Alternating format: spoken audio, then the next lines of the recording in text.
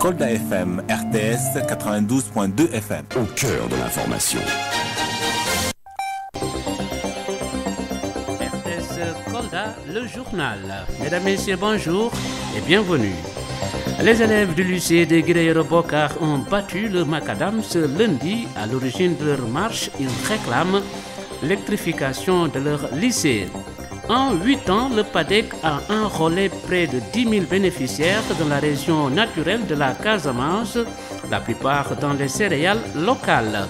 Week-end religieux à Kolda, le gamou annuel de la famille de Mamadou Lamine Zoubayrouba a vécu au même moment à Sahed Tikel dans le Fafokourou se tenait la ziara annuelle de Thierno Mohamedou Lamine Kamara. Fin de la cavale de l'un des bandits auteurs du braquage sanglant qui avait lieu le 29 janvier à Saré Patebouya dans le Mampatim.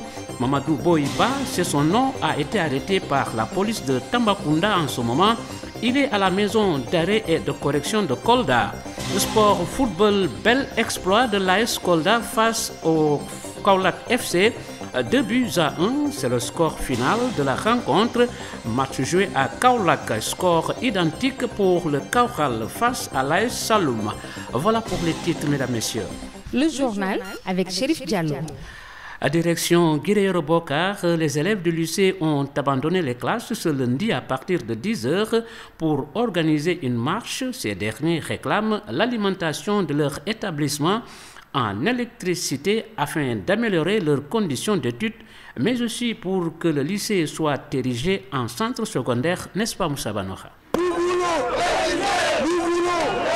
C'est dans cette ambiance que les élèves du lycée de Guerreiro Bokar ont quitté leur établissement pour se rendre à l'hôtel de ville de la dite localité. Sur place, ils ont remis au maire de Guerreiro Bokar un cahier de doléances. Abdoulaye Baldé de la terminale LD porte leur parole. Nous n'avons pas de construction de salle de classe, ni un bloc administratif. Nous n'avons pas aussi une salle informatique.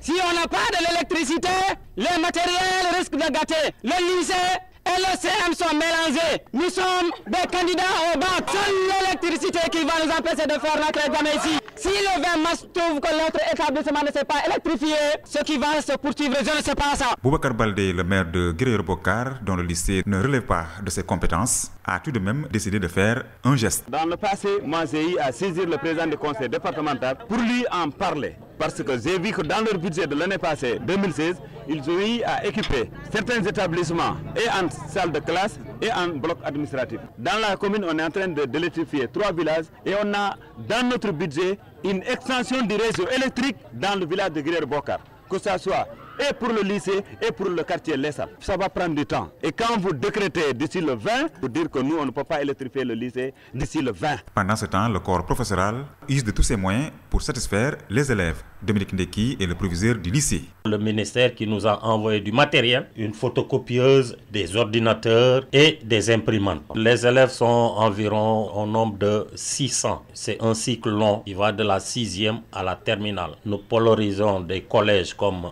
Djoula Colon, Iliao et Medina Eladj. Pour imprimer les leçons, je suis obligé de dire aux professeurs de mettre toutes leurs leçons dans des clés. C'est à la maison où j'imprime. Malgré ça, les résultats s'améliorent d'année en année. La première année, nous avions commencé avec 23%. L'année dernière, nous étions à 45%. Nous espérons encore avoir beaucoup plus. Ces élèves ont également sensibilisé le khalif de la localité El Haj Ousmane Ba, le chef de village Thierno Bokar Diallo et le président des parents d'élèves Thierno Bokar Baldé. Le programme d'appui au développement économique de la Casamance, qui arrive bientôt à terme, pourrait bénéficier d'une deuxième phase.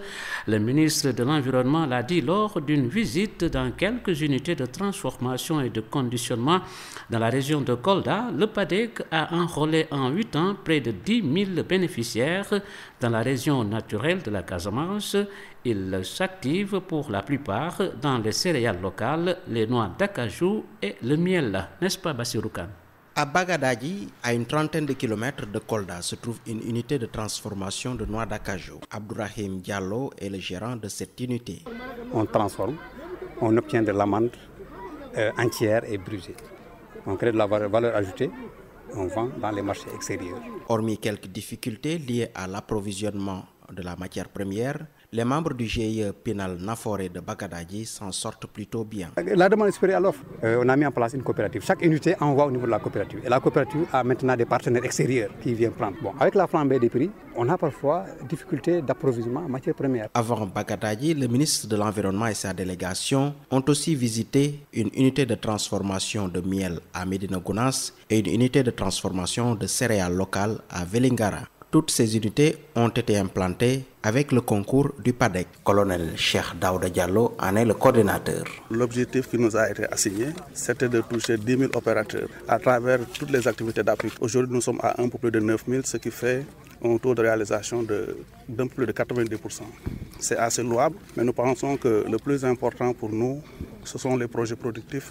Le programme d'appui au développement économique de la Casamance qui arrive au terme de sa mission en 2018. Mais une prolongation pourrait bien avoir lieu vu l'impact que ce projet a eu au niveau des populations. Le ministre de l'Environnement, Abdoulaye Bibi Baldé. Ça a beaucoup d'impact en termes agricoles pour améliorer les rendements, mais en termes aussi de préservation de la forêt. Les impacts sont importants. Ensuite, nous avons bénéficié d'une phase de consolidation. Tout indique qu'il y aura une deuxième phase pour encore améliorer les acquis. En 2016, 30 tonnes de miel, 17 kg d'amandes de cajou, 41 000 litres de produits liquides et 8 tonnes de produits séchés d'une valeur globale de 136 millions de francs CFA ont été produits. Vers la mise en place d'une plateforme locale sur les changements climatiques à Vélingara, le sujet était au menu d'une rencontre tenue à la préfecture de Vélingara. Elle a réuni les élus locaux, les services techniques de l'État, les ONG, ISRA et les organisations paysannes. Écoutons Ibrahima Paul Tchao, c'est le coordinateur régional de la Fédération des ONG du Sénégal. Il est au micro de notre correspondant permanent à Vélingara, Abdoulaye Mbalo. C'est qu'il faut que les acteurs savent prioriser ce qu'ils ont comme problème. S'ils le priorisent, eux-mêmes ils vont le prendre en charge, ils vont essayer de voir de façon concertée comment aller vers la recherche de solutions. Il y aura des solutions locales, paysannes, locales entre acteurs.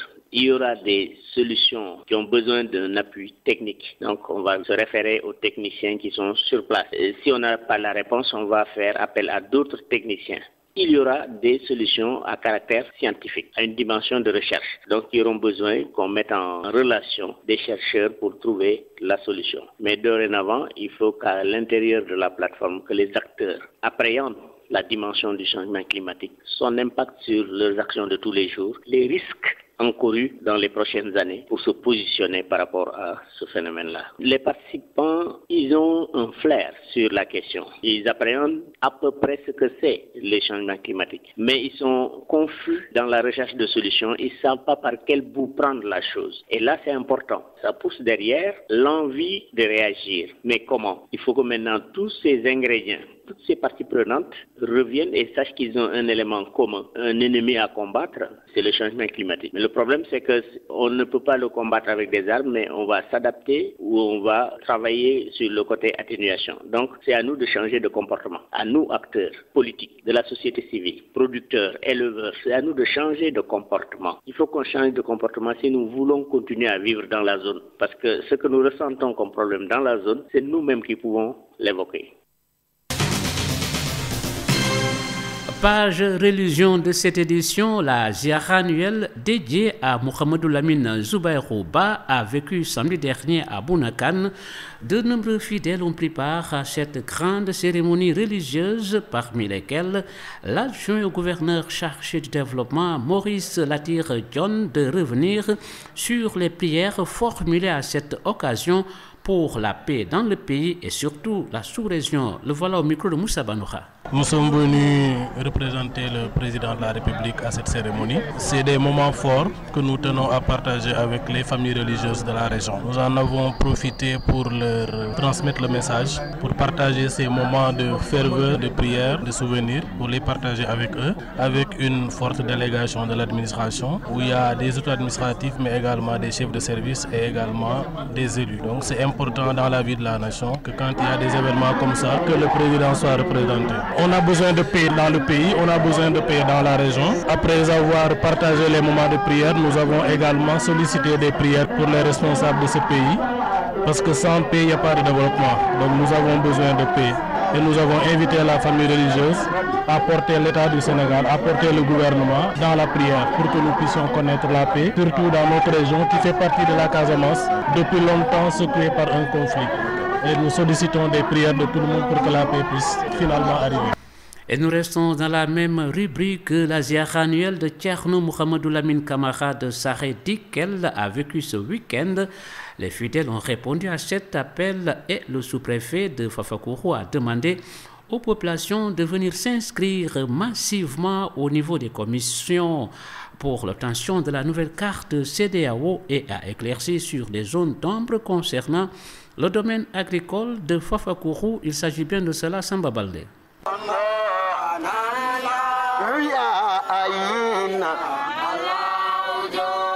La ziara annuelle de Saré Dikel a vécu ce samedi. Venu représenter le chef de l'État, Samba Adolphe Sidibé, sous-préfet de Fafacourou, demande aux populations de s'approprier les enseignements du marabout Thierno Abdoulaye Camara. Le comportement du marabout, à bien des égards, nous a donné beaucoup de leçons. Sa souplesse, de par son calme, mais également de par ses enseignements. Nous nous sommes, tant jeunes également, beaucoup inspirés sur ce comportement-là.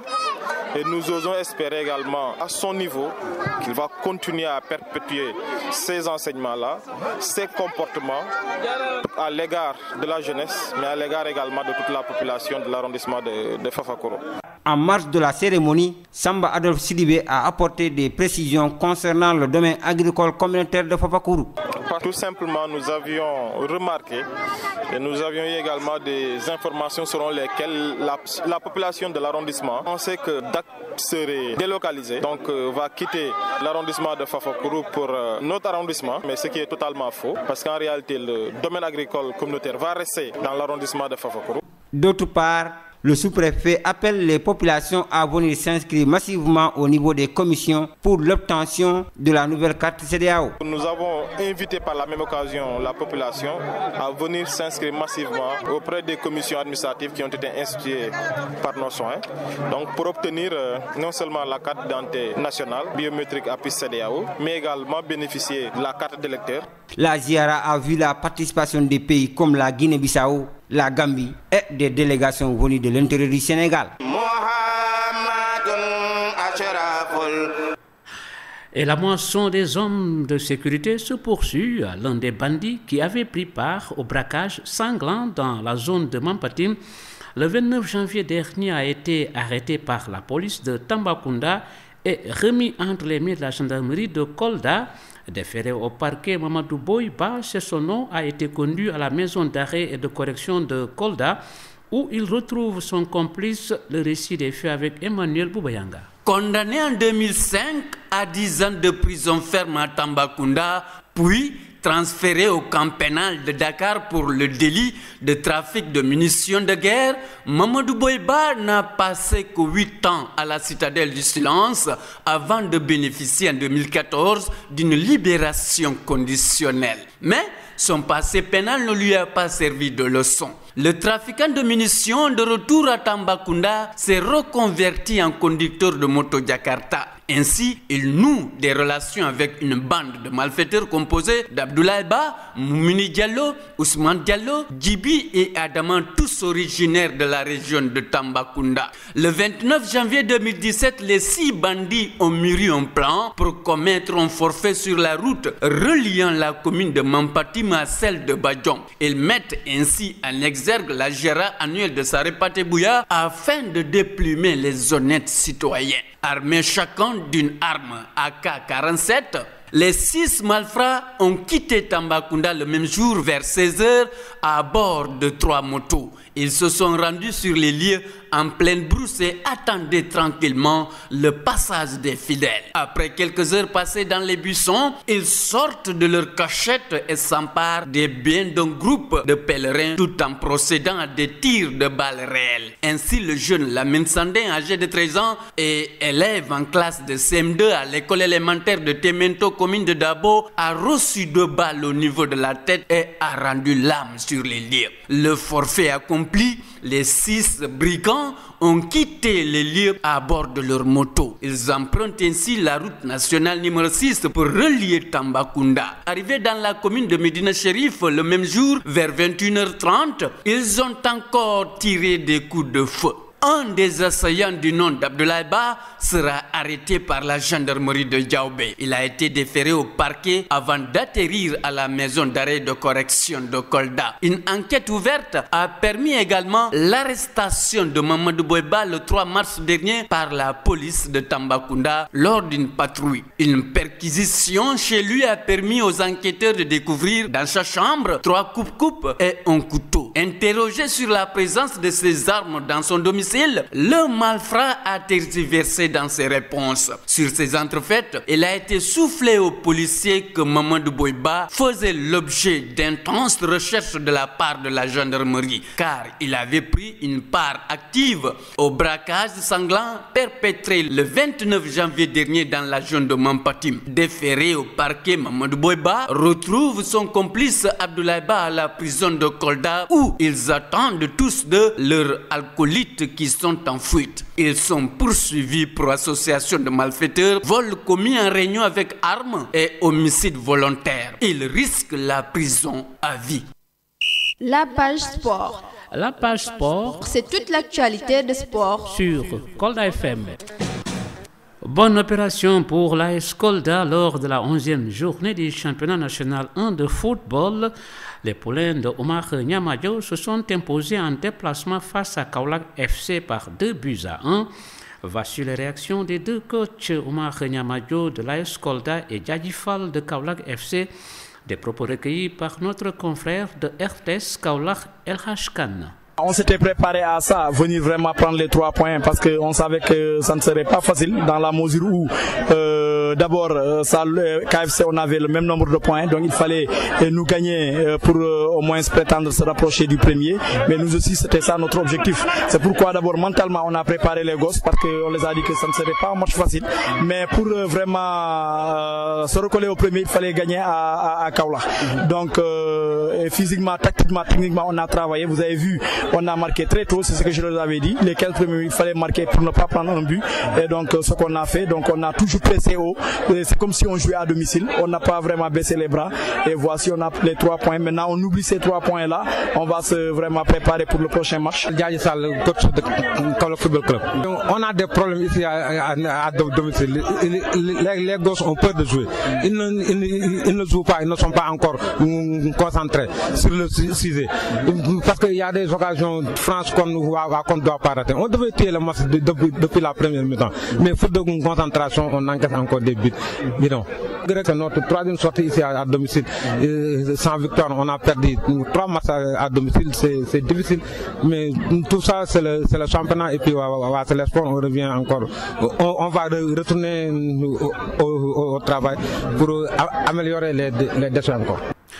Brève sportive à l'instant, le Kaokhal de Vélingara s'est imposé face à l'AS Saloum 2-1. Les autres résultats enregistrés toujours pour le compte de la 11e journée de la poule A du championnat national 1. Thiès FC Zik Inter 1-0, Racing de Dakar, Seneps Excellence 0-3, Santhiaba de Ziguinchor, Entente Jeunesse Fatick 1-0, Étoile Lusitana Cambérène 2-1, Thiès FC est en tête du classement avec 23 points, suivi du Seneps Excellence qui compte 21 points. L'AS Kolda reste à la 5e place avec 18 points, alors que le Kaokhal de Vélingara suit derrière avec 16 points. Les 2 équipes du Fouladou vont se retrouver d'ailleurs lors de la 12e journée, le week-end prochain à Vélingara. La 3e édition de la Journée nationale de la femme, les athlètes de Kolda se sont distingués avec de bonnes performances. Cette édition a été une réussite selon la vice-présidente de la Fédération sénégalaise d'athlétisme. Après cette journée, Kolda se dirige maintenant vers le meeting du 29 avril prochain, prévu toujours au stade régional de Kolda. Et ce sera avec le soutien de la fédération. Madame Khadi Diop Fall, présidente du comité féminin de la Fédération sénégalaise d'athlétisme est au micro de Hassan Koli. La graine que je vis actuellement, ces nombreuses filles qui ont couru et ces petits garçons qui ont couru, je dis chapeau à la Ligue de Kolda. Chapeau à la Ligue de Kolda, chapeau aux techniciens de Kolda. Avec le sérieux, la bonne organisation, je dis que les officiels ont bien travaillé, le président de la Ligue a bien travaillé, les techniciens ont bien travaillé. C'est une relève que je suis en train de voir actuellement à Kolda. Il y a une bonne relève au niveau de l'athlétisme sénégalais par Kolda. Ce sont des jeunes qui ont 16 à 17 ans. Il reste au moins, ils sont à 2 Olympiades peut-être. Hein? Parce qu'une Olympiade, ça se prépare en 8 ans. Quand on a 17 ans, c'est dans les 8 ans qu'on prépare une Olympiade. Cette pépinière-là, si on la sauvegarde, si on la met dans de très bonnes conditions de travail, avec l'appui des médias, avec l'appui de l'État, avec des structures qui accompagnent le sport, je dis que l'athlétisme va renaître. Ça, j'y crois fermement. Parce que ce que j'ai vu aujourd'hui sont des enfants dévoués. Je dis que moi, je suis agréablement surprise et très contente de ce qu'est en train de faire Kolda, ce qu'est en train de faire la Ligue de Kolda et le comité féminin. Parce que quand une ligue organise un meeting et invite ses voisins aux alentours, nous ne pouvons que saluer cette initiative. Hein. Nous faisons tout pour accompagner la Ligue de Kolda, qui est une ligue dynamique. Et nous serons notre devoir quand même d'accompagner. Parce que nous, on ne cherche que la performance. Et la performance, ça ne vient que par des compétitions. Si on n'a pas de compétition, on peut avoir de performance. Donc on va les aider à orienter et ceux qui participent le 29 avril, Inch'Allah. À l'instant, Madame Khadi Diop-Fall, la présidente du comité féminin de la Fédération sénégalaise d'athlétisme. C'est ce qui met un terme à cette édition. Le rappel des titres.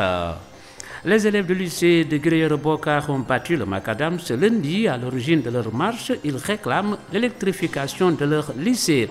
En 8 ans, le PADEC a enrôlé près de 10 000 bénéficiaires dans la région naturelle de la Casamance, la plupart dans les céréales locales. Week-end religieux à Kolda, le gamou annuel de la famille de Mamadou Lamine Zoubayrouba a vécu au même moment à Saredikel, dans le Fofokourou, se tenait la ziara annuelle de Tcherno Mohamedou Lamine Kamara. Fin de la cavale de l'un des bandits auteurs du braquage sanglant qui avait lieu le 29 janvier à Sarepatebouya, dans le Mampatim. Mamadou Boiba, c'est son nom, a été arrêté par la police de Tambacounda. En ce moment, il est à la maison d'arrêt et de correction de Kolda. Un sport football, bel exploit de l'AS Kolda face au Kaolack FC 2-1. C'est le score final de la rencontre, match joué à Kaolack. Score identique pour le Kaoral face à l'AS Kaolack. À la manette, Salif Diallo Vilk Junior, présentation Chérif Diallo, conception, réalisation Abassane Bassirou Khan. Merci aux preneurs de son en face de moi et à toutes les personnes qui se sont déployées, corps et âme, pour la réussite de ce journal. À vous également qui aviez porté votre confiance à nous pour vous informer. Mesdames, Messieurs, merci et au revoir.